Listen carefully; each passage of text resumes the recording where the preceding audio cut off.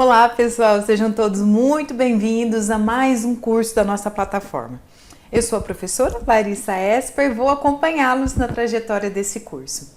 Bom, esse curso é chamado Mulheres em Situação de Violência e Mindfulness. Talvez você tenha entrado um pouco por curiosidade, o que seria Mindfulness, talvez você queira aprofundar sobre esse tema tão relevante e, na verdade, esse curso é um convite para que a gente possa refletir sobre esse problema tão grave que é a violência contra as mulheres e também para a gente refletir sobre quais estratégias a gente pode utilizar no intuito, de conseguir acolher as mulheres, de conseguir empoderar essas mulheres no decorrer das suas vidas, ok? Então vamos lá. Esse nosso encontro é um encontro um pouco mais breve. O meu intuito é dar uma orientação geral de como será esse curso, tá? E a partir da segunda aula já vai ser o curso valendo. Vamos lá então. Bom, primeiro, queria me apresentar para vocês. Aqui eu tenho uma foto, eu com o meu grupo aqui da Universidade de São Paulo. É um encontro que a gente chama de imersão, então a gente fez um dia, geralmente a gente faz todo o programa de Mindfulness e no último dia a gente faz um encontro de imersão. Mas vou contar um pouquinho da minha história bem breve, só para que vocês possam entender até que ponto eu posso contribuir com a formação de vocês. Eu sou então formada aqui pela Universidade de São Paulo, de Ribeirão Preto. Depois da minha formação eu tive uma longa experiência prática, profissional e sempre em paralelo eu gostei muito de pesquisa. Então eu fiz o meu mestrado, eu sou mestre e doutora, também fiz o doutorado pela Faculdade de Medicina de Ribeirão Preto, aqui também na USP, e fui uma das integrantes do Departamento de Neurociências e Ciências do Comportamento, aqui da Faculdade de Medicina. Nesse período, eu tive a oportunidade de ser aprovada na Universidade de Carolina do Norte, ela fica nos Estados Unidos, e foi lá que eu tive uma longa experiência com mulheres, especialmente mulheres e crianças, com questões de saúde mental, tá? Depois de tudo isso, nessa trajetória eu vou explicar um pouco melhor no próximo slide, mas eu tive uma grande necessidade de aprofundar estratégias de bem-estar. E foi aí que eu fiz o meu pós-doutorado. E o meu pós-doutorado é em Mindfulness, por isso que eu vou compartilhar um pouquinho com vocês sobre essa experiência, ok? Bom, já vimos então um pouco no que eu posso contribuir com vocês e o que eu quero, começar a refletir junto com você, meu colega de profissão, meu aluno, enfim. Durante muito tempo da minha carreira profissional, o meu foco principal foi na dor humana. Talvez isso ocorra com você também.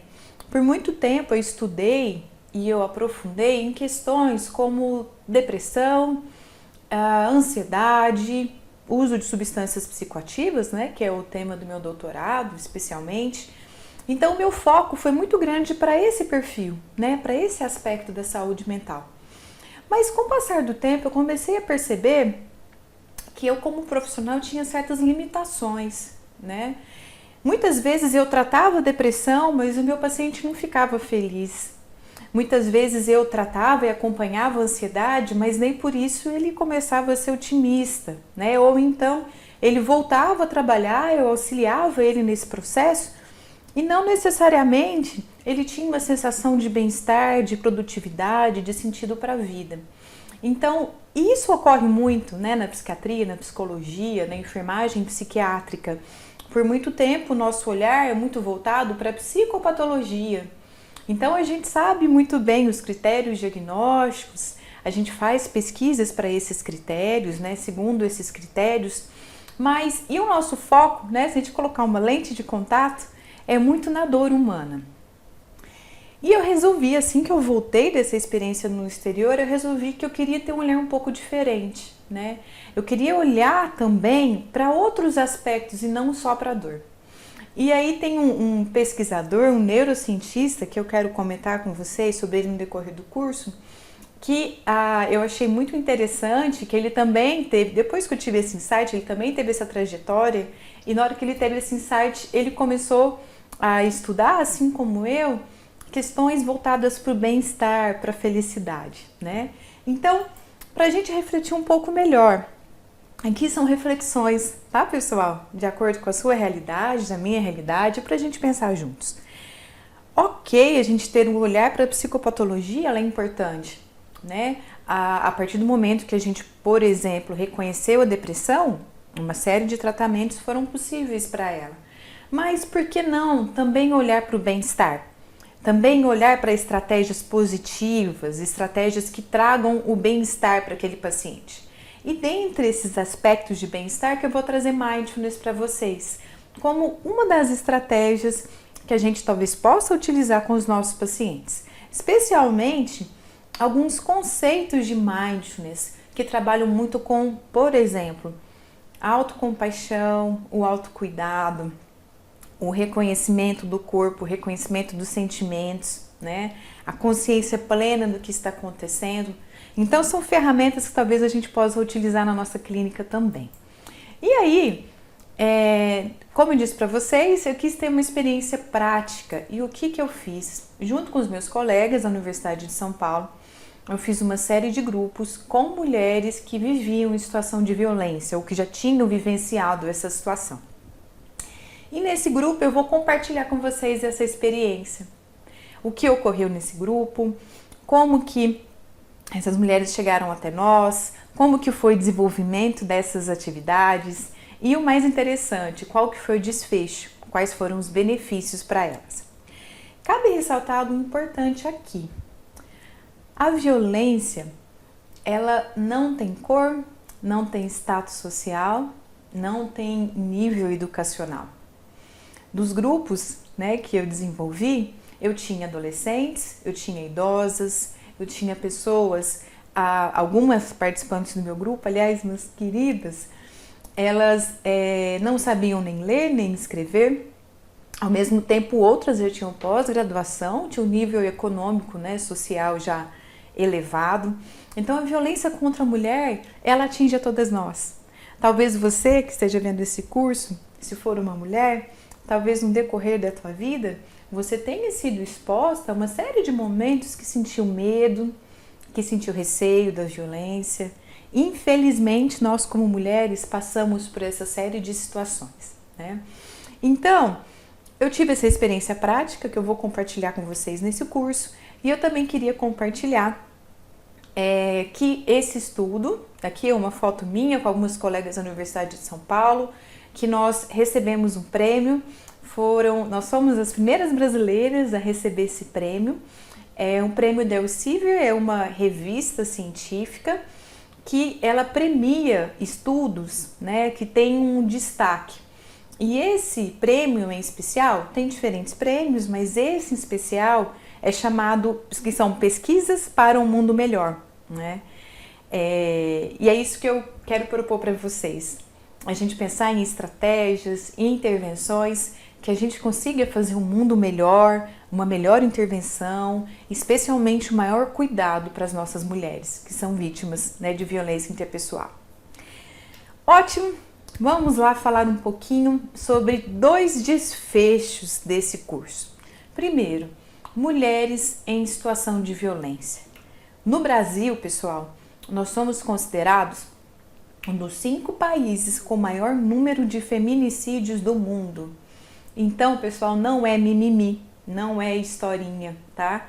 A violência contra a mulher no nosso país, ela atinge níveis extremamente elevados. Isso causa um grande sofrimento para as nossas mulheres. E claro, né, nós, acredito que você, aluno, seja um profissional da saúde mental, da saúde de maneira geral, né? A gente se depara frequentemente com esse tipo de situação, né? E a gente tem que ter ferramentas para lidar com as mulheres diante disso. E aí, eu vou trazer para vocês agora algumas figuras públicas, digamos assim, né? Que relataram publicamente na mídia, em revistas, que sofreram violência. Vou começar pela Palmirinha, talvez você conheça, né? Essa senhora de sorriso doce, que tem alguns programas de televisão, faz receitas maravilhosas. Ela, alguns anos atrás, ela disse que sofreu violência doméstica por longos anos, né? Uma outra A Luísa Brunet, talvez vocês também tenham visto há alguns anos, reportou que também sofreu violência, né, durante algumas situações. E por fim, claro, todos conhecem a Xuxa, né, é uma das grandes figuras públicas que a gente tem aí, também reportou sofrer violência. Aqui eu estou dando 3 exemplos, mas se a gente ampliar isso, não está distante de nós a violência contra a mulher.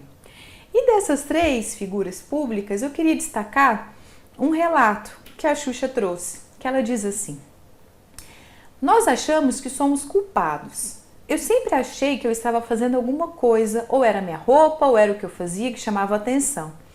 Então, ao invés de falar para as pessoas, eu tinha vergonha, me calava, me sentia mal, me sentia suja, me sentia errada. Por que eu trouxe essa frase para a gente refletir? Independente se você gosta ou não da Xuxa como figura pública, nessa frase ela traz algo, né, que é muito comum em mulheres que foram vítimas de uma situação que envolvia violência. Quantas e quantas mulheres eu acompanhei que elas diziam que se sentiam culpadas. E eu argumentava, eu falava, olha, mas foi um crime que ocorreu, né? Você, na verdade, é a vítima. Mas a violência psicológica, junto com a complexidade que envolve a violência, fazia com que elas se sentiam extremamente culpadas. Então, a violência por si só, ela é extremamente complexa e ela envolve diferentes aspectos, não só da vítima e do agressor, mas de uma sociedade como um todo. E é isso que eu quero trazer para reflexão também aqui nesse curso, tá? E para a gente fechar, mulheres que estão vendo cursos, a culpa não é de vocês. Quando ocorre uma violência, independente, a culpa não é de vocês. Há um tempo atrás eu encontrei, compartilhar algo pessoal com uma pessoa muito querida minha, que me contou que vivenciou uma situação de violência, e ela dizia a culpa que ela tinha, né, de ter ocorrido aquilo. Foi com um estranho, a violência que ela sofreu. E aí eu falei para ela, falei, olha, se por exemplo, né, num posto de gasolina entra um ladrão, e esse ladrão rouba o caixa, né, faz um roubo naquela conveniência ali. Esse é um crime. Acredito que todos vocês concordam comigo. Roubo no nosso país ainda é um crime, né? Mas quando esse tipo de roubo e crime acontece, ninguém pergunta a roupa do atendente do posto de gasolina ou a roupa do bandido, né? Ninguém pergunta isso. Por que que em outras situações, quando envolve uma violência contra a mulher, é questionado o tamanho da saia, o top, com quem ela estava, o horário que ela estava, né? E a gente tem que entender um pouco melhor essa complexidade. É o mesmo crime. Parênteses, não é o mesmo crime, são crimes diferentes, mas é um crime, nesse sentido que eu quero dizer para vocês, ok? Então, para compreender um pouco, né, da questão da violência, nós temos diferentes abordagens. Temos uma abordagem que é uma perspectiva de gênero, né, que aí a gente vai discutir a questão da hierarquia do masculino e feminino, enfim, quando a gente discute, né, o direito da mulher receber o mesmo salário, no mesmo cargo, com as mesmas competências de um homem, é uma perspectiva de gênero. Temos a abordagem dos direitos humanos, então, o Estado, né, ele deve cumprir e respeitar os direitos humanos e proteger as mulheres e a sua sociedade diante de determinados tipos de violência. Temos a abordagem da justiça criminal, que aí, boa e velha questão, justiça seja feita, né? Que diante aqueles fatos sejam analisados e aí a justiça realmente tenha sido cumprida. E por fim, destaque para a abordagem da saúde pública. Então, professora, o que nós veremos nesse curso? Eu vou discutir com vocês a abordagem da saúde. Não estou desmerecendo de maneira alguma as outras abordagens, muito pelo contrário, mas eu vou discutir com vocês o que eu tenho maior expertise, no que está dentro do que eu posso aprofundar um pouco melhor, ok? E por que a saúde pública? Por que eu vou discutir questões de saúde diante da violência? Olha que dado interessante que a Fiocruz apresenta. Mulheres em situação de violência apresentam seu problema para um profissional de saúde 35 vezes mais do que apresenta para a Secretaria de Saúde de Segurança Pública. Ou seja, no primeiro impacto, nesse momento, as mulheres buscam como apoio, principalmente os profissionais da saúde. E aí eu te pergunto, que ferramenta nós temos para cuidar dessas mulheres? Qual é o cuidado que nós temos para abordar essas mulheres? Será que elas estão sofrendo uma segunda violência ao buscar esse cuidado ou não? Será que elas estão sendo acolhidas como realmente precisam? Nesse caminho que a gente vai discutir, ok? Certo, já falei um pouco sobre o problema da violência, a gente vai aprofundar muito mais, mas agora eu quero falar para vocês sobre mindfulness. Não estou falando aqui, já quero deixar claro aqui na apresentação, que a partir do momento que eu uso mindfulness, eu não vou utilizar outras estratégias como psicoterapia, em alguns casos um acompanhamento psiquiátrico, de maneira alguma, né? Os grupos que eu realizei, que eu falei no comecinho dessa aula, eram feitos ou com mulheres que já estavam em tratamento, tá? Psiquiátrico ou psicológico, ou mulheres que tinham muito receio, a gente sabe que isso ocorre na saúde mental, tinham muito receio de passar por esse tipo de tratamento e viram em mindfulness uma alternativa para elas terem um cuidado. Então, é importante destacar isso, que mindfulness é uma estratégia complementar. Ela não deve ser encarada, ainda mais em casos graves, como estratégia única, tá? Ela traz alguns preceitos, algumas reflexões e algumas práticas, mas de maneira alguma a gente tem que incluí-la como única estratégia, tá? Pelo menos até hoje. Esse vídeo foi gravado em 2021. Talvez daqui a alguns anos tenhamos uma percepção diferente. Mas o que é mindfulness? De uma maneira geral, nós temos um pesquisador e um clínico chamado Jon Kabat-Zinn, que ele diz que mindfulness é a consciência que surge ao prestar atenção de forma intencional à experiência ou fenômeno presente, sem julgá-la, criticá-la ou reagir a ela. O que ocorre com muita frequência nas mulheres que sofreram alguma violência? Elas ocorrem um processo de ruminação. Elas revivem aquele trauma. Elas ficam no passado, né? Ficam revivendo aquele trauma. E isso traz uma série de consequências emocionais. Mindfulness traz ferramentas para que essa mulher consiga viver um momento presente. E é isso que eu vou discutir com vocês. Então, para a gente ir fechando, quais são os tópicos do curso? Fiz a apresentação, vou trazer um caso clínico, coloquei o nome fictício de Solange, tá? Vocês ampliem para qualquer nome que quiserem. Vamos conversar um pouquinho melhor sobre a violência contra as mulheres. E aí, vou explicar aqui para vocês. Já ouviu falar do ciclo da violência?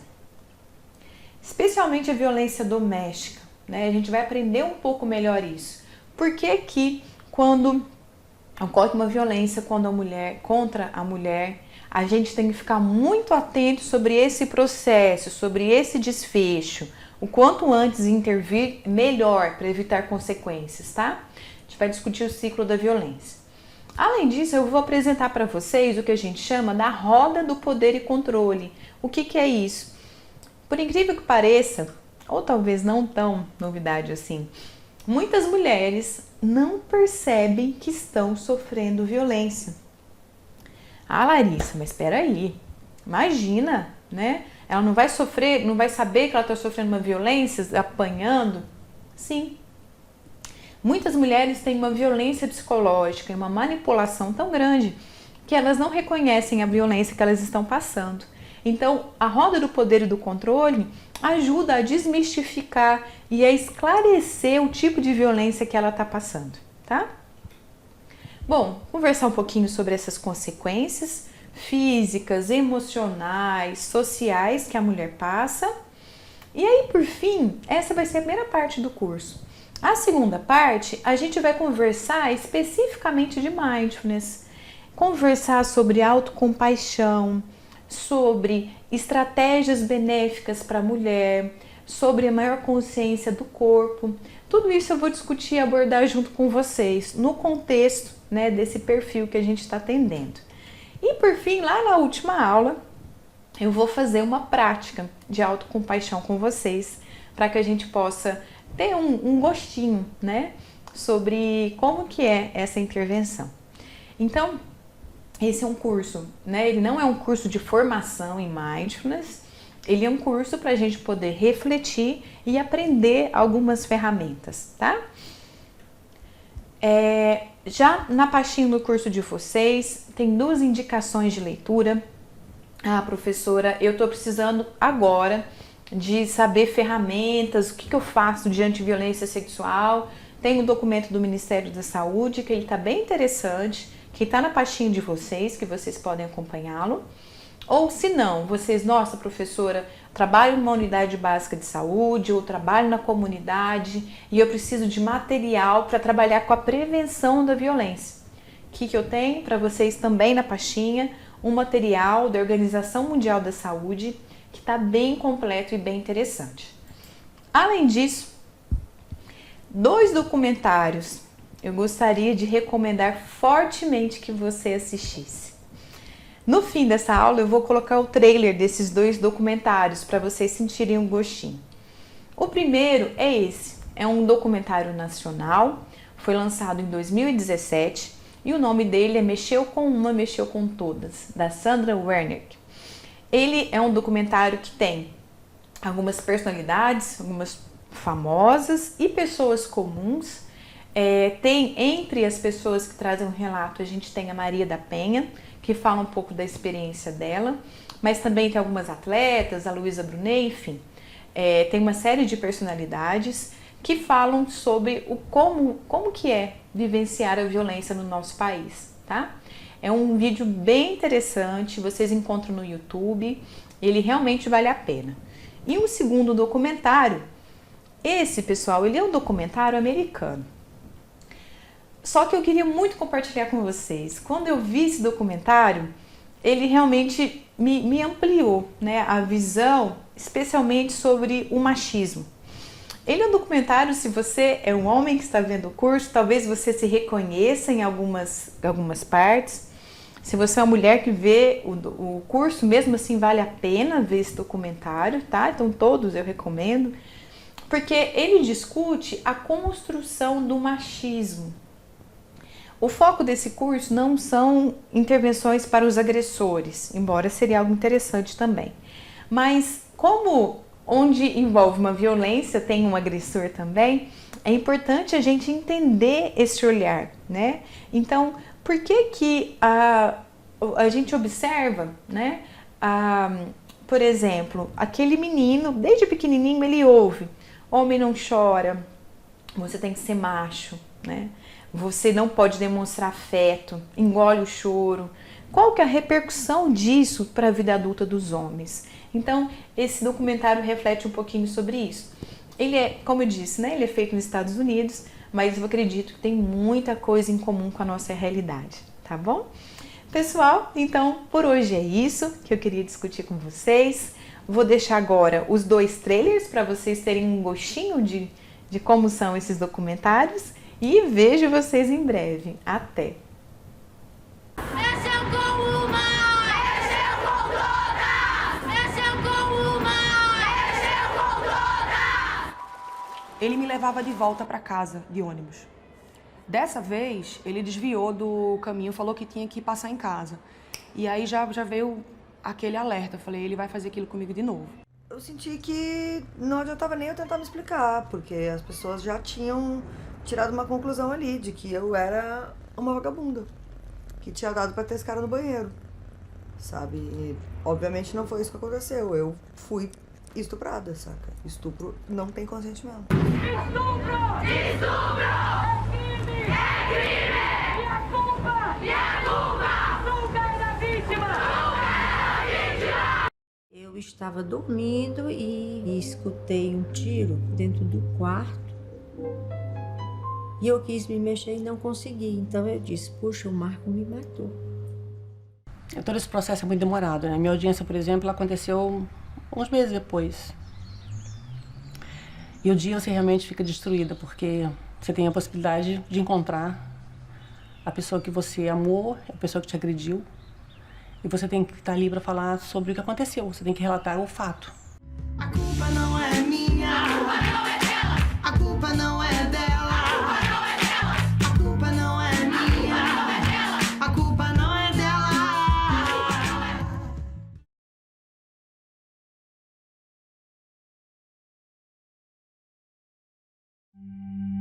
Stop crying. Stop with the tears. Don't cry. Pick yourself up. Stop with the emotion. Don't be a pussy. Don't let nobody disrespect you. Be cool and be kind of a dick. Always keep your mouth shut. Nobody likes a tattletale. Bros come before hoes. Don't let your woman run your life. You bitch. What a fag. Get laid. Do something. Be a man. Be a man. Grow some balls.